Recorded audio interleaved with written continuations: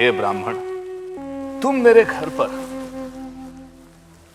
3 रात भूखे रहे हो, इसलिए मेरे कल्याण के लिए बदले में 3 वर मांग लो।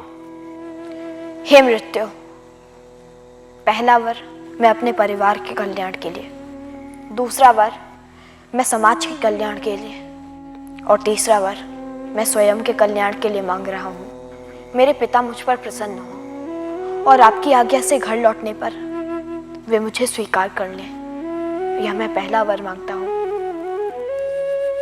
तथास्तु। अब दूसरा वर मांगो। हे मृत्यु, मैंने सुना है कि स्वर्ग में न मृत्यु का भय है और न बुढ़ापे का, वहां न भूख का भय है और न प्यास का। इसलिए दूसरे वर के रूप में मुझे वह ज्ञान दे जिससे मैं उस अमृत तत्व को जान सकूं, जिसे जानकर मनुष्य दुख मुक्त हो सके। तथास्तु। अब तीसरा वर मांग लो। मरे हुए मनुष्यों के संबंध में कुछ लोग कहते हैं कि वे हैं और कुछ लोग कहते हैं कि वे नहीं हैं।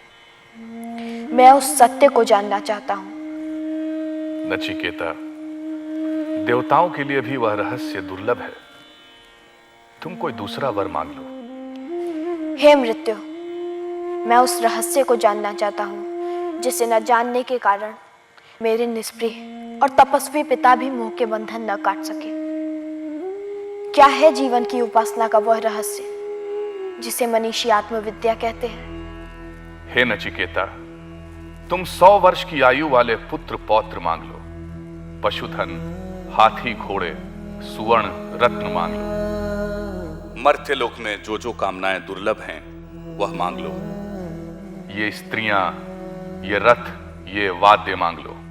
ऐसी स्त्रियां जो मनुष्यों को प्राप्त होने योग्य नहीं, उनसे अपनी परिचर्या करवा लो, पर मृत्यु के संबंध में प्रश्न मत पूछो।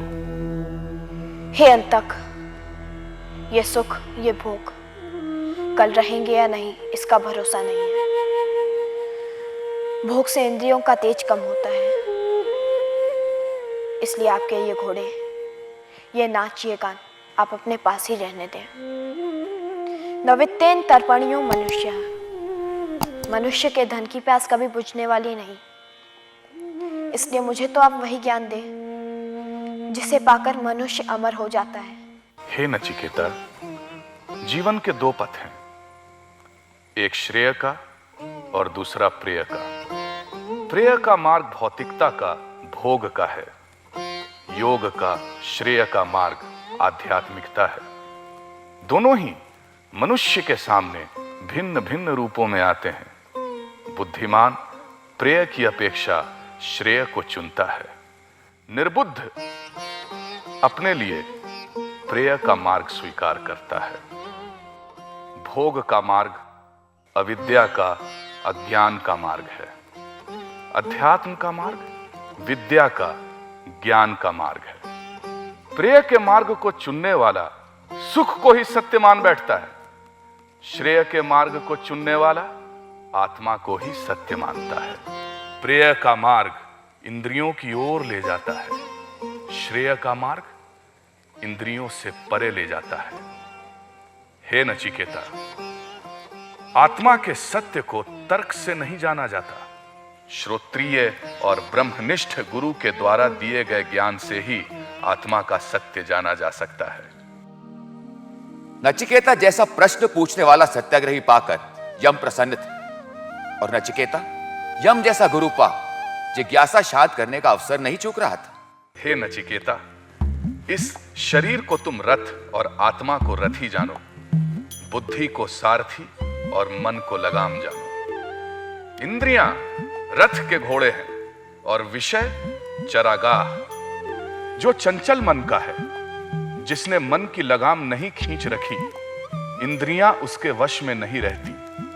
ठीक वैसे ही जैसे दुष्ट घोड़े सारथी के, जो निश्चल मन का है, जिसने मन की लगाम खींच रखी है, इंद्रियां उसके वश में रहती हैं, जैसे उत्तम घोड़े सारथी के। विवेक जिसका सारथी है, जिसने मन रूपी लगाम खींच रखी है, वही मनुष्य अपने गंतव्य तक पहुंचता है। हे नचिकेता, इंद्रियों से इंद्रियों के विषय श्रेष्ठ हैं, विषय से मन, मन से बुद्धि और बुद्धि से आत्मा श्रेष्ठ है। जो इस आत्मा को जान लेता है वह मृत्यु से परे चला जाता है। एक और आदर्श गुरु और दूसरी ओर आदर्श शिष्य, एक और मृत्यु का देवता और दूसरी ओर जीवन के प्रश्न लिए खड़ा एक किशोर। क्या था इस कल्पना के रचयिता के मन में?